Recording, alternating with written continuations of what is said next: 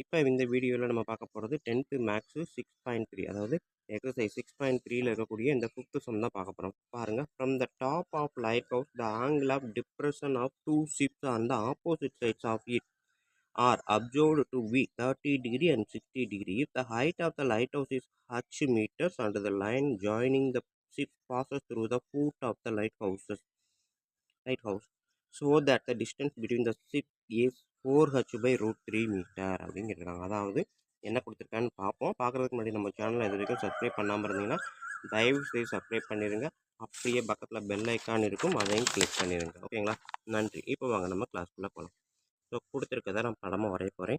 இதுதான் light house. ஓகேங்களா, so light ஹவுஸும் இந்த ஷிப்பும் ஒரே லைனில் இருக்குது அப்படின்னு சொல்கிறாங்க. ஸோ இங்கே ஒரு ஷிப் இருக்குது, இங்கே ஒரு ஷிப் இருக்குது. ஓகேங்களா, ரெண்டு ஷிப்புமே லைட் ஹவுஸை நோக்கி தான் வந்துக்கிட்டு இருக்கு அப்படின்னு சொல்லிட்டாங்க.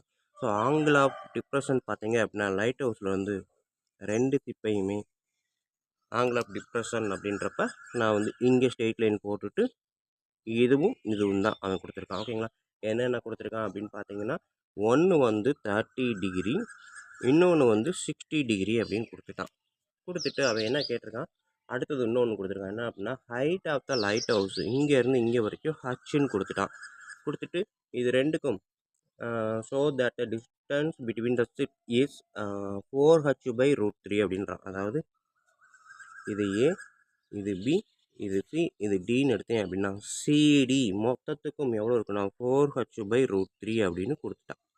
ஓகேங்களா, இதை அவன் கரெக்டா அப்படின்னு செக் பண்ணி சொல்லியிருக்கான். ஓகேங்களா ஸ்டூடெண்ட்ஸ், எவ்வளோ தான் நம்ம கிளாஸில் இருக்கக்கூடிய வீடியோ. இப்போ வாங்க பார்ப்போம். நம்ம ஸோ சம் நம்பரை ஃபஸ்ட்டு எழுதிடுறேன், இது வரைக்கும் எழுதலாம். Fifth so angle of depression அப்படின்றது இதை எடுத்தோம் அப்படின்னா angle of elevation of C வந்து 60 degree, angle of elevation of D வந்து 30 டிகிரி. ஓகேங்களா, ஸோ நமக்கு தெரிஞ்ச formula tan theta equal to opposite by adjacent sides. ஓகேங்களா, ஸோ அப்போ tan இங்கே இருக்கக்கூடிய 60 டிகிரி எடுத்தேன் அப்படின்னா ஆப்போசிட் ஏபி வந்து என்னது ஹச், adjacent எனக்கு தெரியாது பிசி. ஓகேங்களா, tan 60ன்றது என்னது root 3 equal to h by PC. Next பிசியை நான் இங்கே கொண்டு போயிடுறேன், ரூட் 3யை கீழே கொண்டு போயிடுறேன். PC equal to h by root 3. ஓகேங்களா, ஸோ இதே மாதிரி இந்த சைடு இருக்கக்கூடிய ட்ரையாங்கிள் எடுப்போமா. ஸோ இதை எடுத்துக்கிறேன். இன் ட்ரையாங்கிள் ஏபிசி அதை நோட் பண்ணுவோம். இங்கே வந்து ட்ரையாங்கிள் ஏபிடி.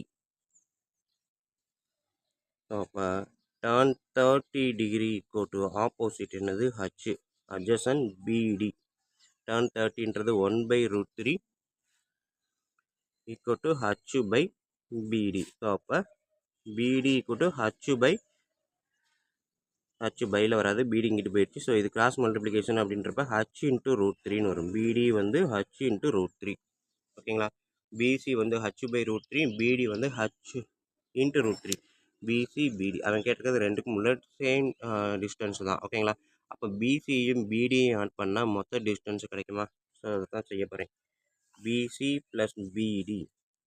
ஓகேங்களா, அவன் கேட்டிருக்கிறது என்னது சிடி தான் கேட்டிருக்கான். ஓகேங்களா, CD equal to BC plus BD. BC வந்து எனக்கு என்ன வந்துச்சு ஹச் பை ரூட் 3, பிடி வந்து ஹச் ரூட் 3. ஸோ இதில் இருந்து ஹச்சை வெளியே எடுத்தேன் அப்படின்னா 1 by root 3 plus root 3. Students, இது போன சம்மில் நம்ம செஞ்சோம்ல அதே மாடலில் தான் சிம்பிளை பண்ணுறோம்.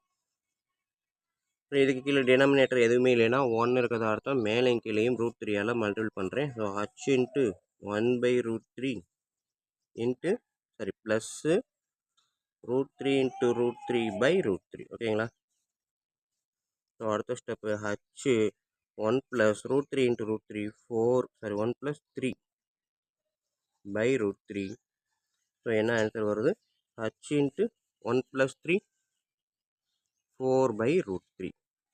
ஸோ இதை எப்படி எழுதலாம், 4h பை ரூட் 3 சிடி, அதாவது distance between the two bots equal to CD equal to 4h by root 3.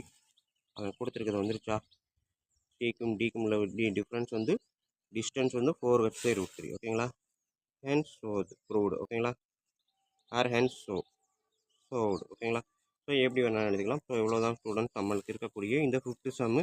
Question பெருசாக இருந்தாலும் ஆன்சர் எப்போவுமே பெருசாக தான் இருக்கும், அதை மைண்டில் வச்சுக்கோங்க. அது பக்கம் ரொம்ப ஈஸியாகவும் இருக்கும். அதில் இருக்கக்கூடிய ட்ரிக்கை மட்டும் கரெக்டாக எழுதிட்டோம்னா ஈஸியாக செஞ்சு முடிச்சிடலாம். ஓகேங்களா ஸ்டூடெண்ட், ஸோ இவ்வளோ தான் இந்த கிளாஸு. வீடியோ கண்டிப்பாக ஈஸியாக புரிஞ்சிருக்கும் நம்புறேன். அப்படி புரிஞ்சிருந்தது அப்படின்னா கண்டிப்பாக லைக் பண்ணுங்கள், கமெண்ட் பண்ணுங்கள். அதோடு இல்லாமல் உங்கள் நண்பர்களுக்கும் ஷேர் பண்ணுங்கள். அவங்களும் பயனடைவாங்க. கூடவே நானும் பயனடைவேன். நன்றி. அடுத்த வீடியோவில் பார்ப்போம்.